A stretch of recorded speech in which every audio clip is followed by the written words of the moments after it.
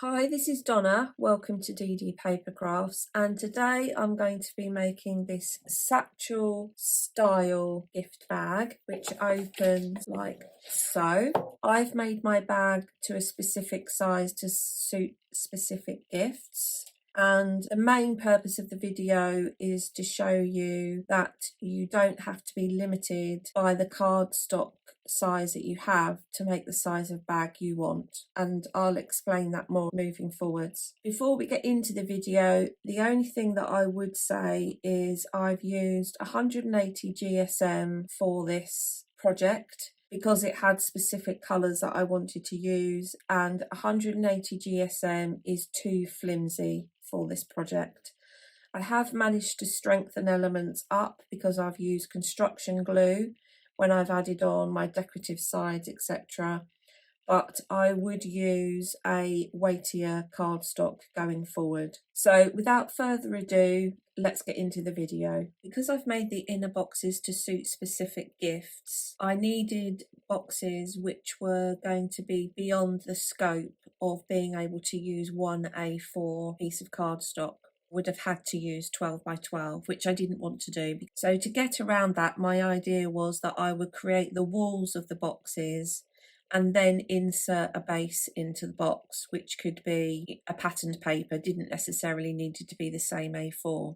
So to construct the walls of the box, my boxes need to be 2 inches wide by 6 1/4 by 8 3/4. So I appreciate that you're probably not going to have gifts the same size, but this is just a way to show you how you can make what you need. What we're effectively going to do is deconstruct the box and make each of the sides of the box independently. For the long side of my box, each box will have 2 pieces which are 9 1/4 by 2 1/2. I'm going to score at 8 3/4 along the long edge, and along the 2 1/2 inch side I'm scoring at 1/2 inch. And for the shorter side of my box, I've got 2 pieces per box which are 6 3/4 by 2 1/2, and I'm scoring at 6 1/4 by 1/2 inch. So all you would need to do is think about the length of the sides of the box that you need, and then add 1/2 inch on for the height for your base glue tab, and then 1/2 inch on to the side. We're going to effectively add 4 pieces of cardstock together, which will then form into our rectangle to create the size of the box we need. And you may find, depending on the size that you're creating, you've actually got scraps of cardstock that will be perfect, or that you can cut down for the sides of the box. So these are our 8 box pieces, 4 per box. Just going to fold and burnish along all of the score lines.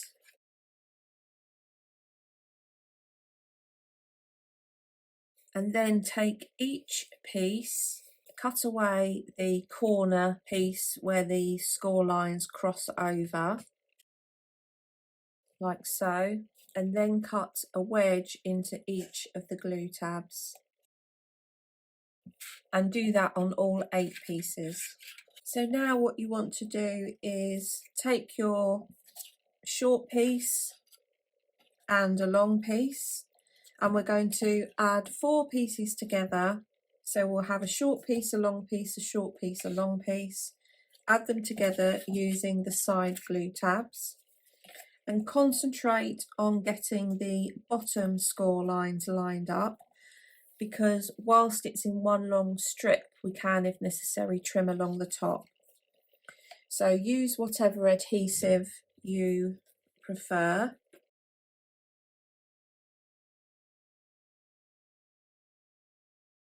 If you fold your pieces on top of one another with the glue tabs out at the bottom, you can just make sure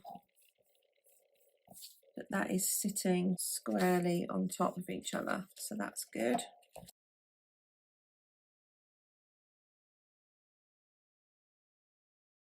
So that's my outside case.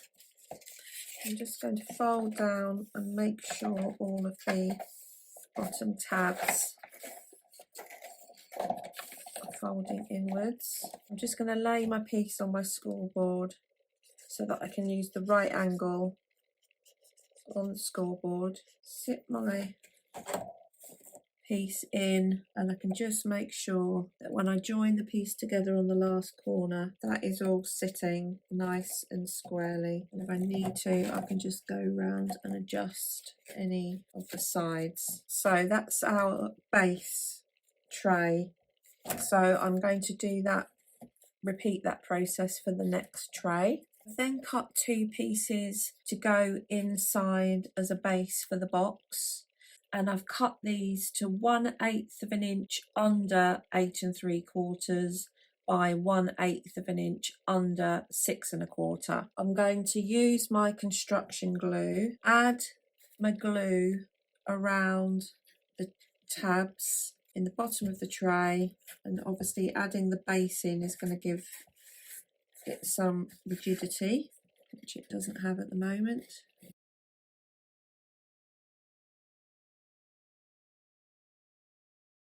I'm just going to sit that in my scoreboard, make sure that's sitting nice and squarely, and then go in around the edge with my score tool and just burnish all the way around the tabs right into the corners. So we'll let that one dry and do the next one.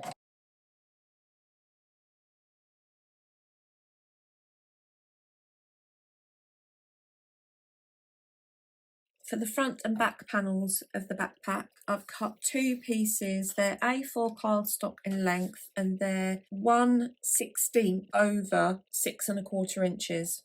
And that's just to give some leeway of when the trays are placed on the inside cover. We're going to keep using the A4 length, and if necessary, I will trim it down towards the end, but I'm only making one of these projects, so I'm playing it by ear. On the back panel, which is going to be the orange, I'm going to score at 2 1/8 of an inch.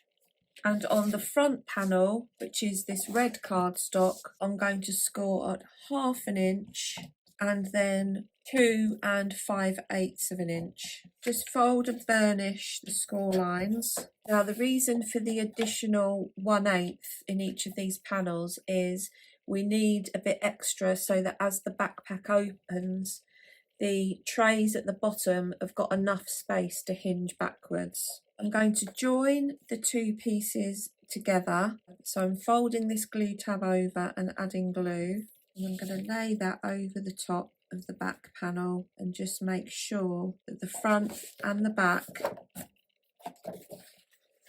are aligned and square with each other. Once your glue tab is dry, just bend it backwards, because that's the position that it's going to need to be in when the backpack is open. And now what I'm going to do is I'm going to add glue to the base of the box, and I'm going to add each tray into the base of the bag. So you can either add your glue to this panel or add your glue to this panel. You can see I've been through this process once already and changed it, hence the glue that's already there. Make sure you go right up to the edges. And again, I'm using construction glue, which is going to add lots of strength. Line up my box. In fact, I'm going to lay my box down and lay the bottom panel over and push the 2 pieces together, pinch those with my fingers. Make sure that my box is lined up on the inside of the front cover. We did add a smidge to allow for any overhang. That just wants to come over that way slightly. You might want to change up the order in which you make yours, in that you might want to add the front and the back panel onto each tray independently and then adhere them with the glue tab. You might find that way easier. And then I'm going to do exactly the same on this side. You need to wait until this is dry now. So you need to be patient. I'm going to have mine in this format so that it gets used to being open. And I'm going to put some clips on and let that dry properly. So I'm not going to do anything with that until that's dry. Now that the base sections adhered securely, you can see that this is how the box is going to open. I'm now going to use my construction glue and I'm going to add the front and the back covers directly onto the back of each box. I'm going to line up the box and make sure that the back cover's sitting nice and squarely, and just make sure that I've got none of the blue tray showing on the other side. Flip the box over and do the same for the front panel.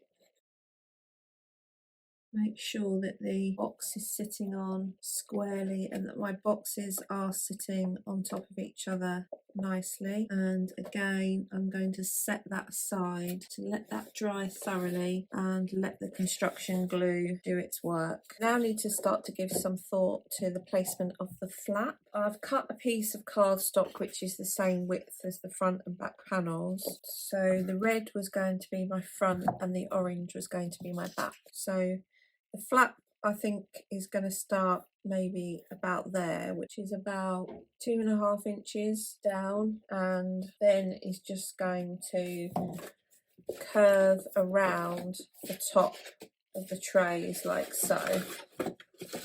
So this will be the look from the side. Before I do that, I'm going to trim down these overhang flaps here on the front and the back so that the panels line up with the top edges of the tray. I'm just going to line my blade up with the top edge, with the blade against the top edge of the tray, and run my craft knife down. You could do this with scissors actually. So that's now trimmed up in line, and I'm now going to do the other side. So moving forwards now, I've got that all lined up. It's just about personal preference as to how you want the backpack to look. You don't need to have had trays here. You could have had pockets. So you could have just had this bit here could be enclosed, and you could have had a flap that comes down and then opens.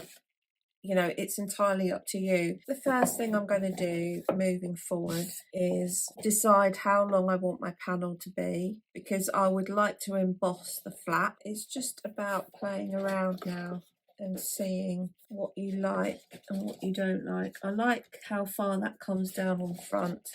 So I think I'm actually going to go for this arched look. So I'm going to round off these other ends as well, so that they match, and I'm going to run the flap through an embossing folder just to start with, just to give that an added element of interest, because whilst I do plan on adding some stripes onto the side of the box, which is also going to add some strength to the sides, the front and the back panel is only going to have the flap with the straps and maybe a pocket on it. And I've embossed my flap. I'll just show you here. This piece of card was longer than the embossing folder, and I did try to line it up as much as I possibly could.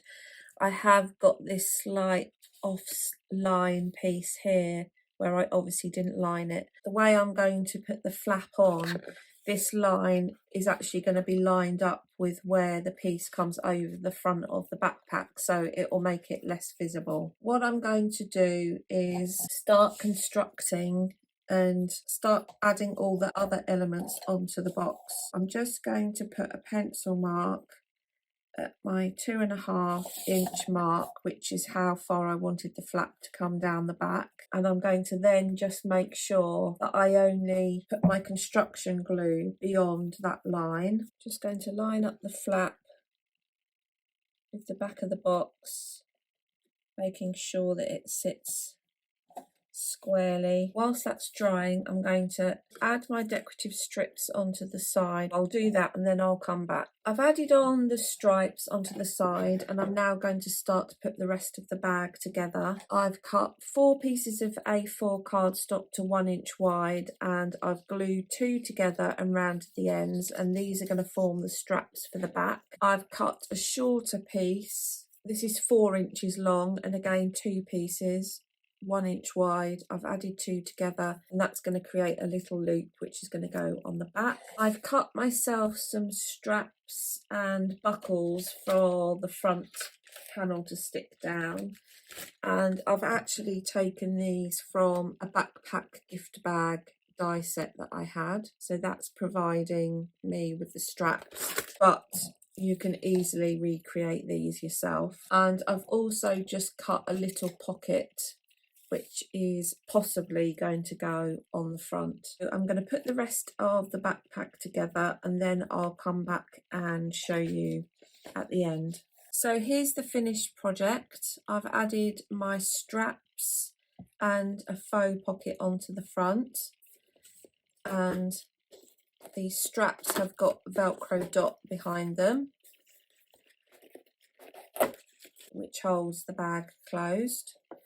So the bag opens up like so and the gifts are in the trays inside. I've added the stripes around the sides and I've added the straps and the loop, which I cut down to half. It was too wide at 1 inch, so I've narrowed that down to ½ inch and I've added those onto the back. Once I'd completed the bag and put the gifts inside, there was some movement with the gifts, so I cut some additional pieces of cardstock which are just 1 inch wide, and I've used some hook and loop and I've just created some straps in both trays which are just going to hold the gifts inside and stop them moving around. So that was just a final element that I added to the bag just to make sure that it did what I wanted it to do. So all in all, I'm quite happy with how it's turned out.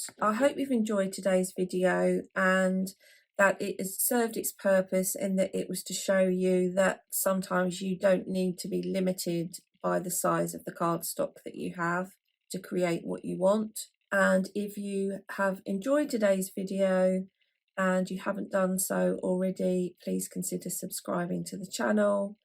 And until next time, thanks for watching.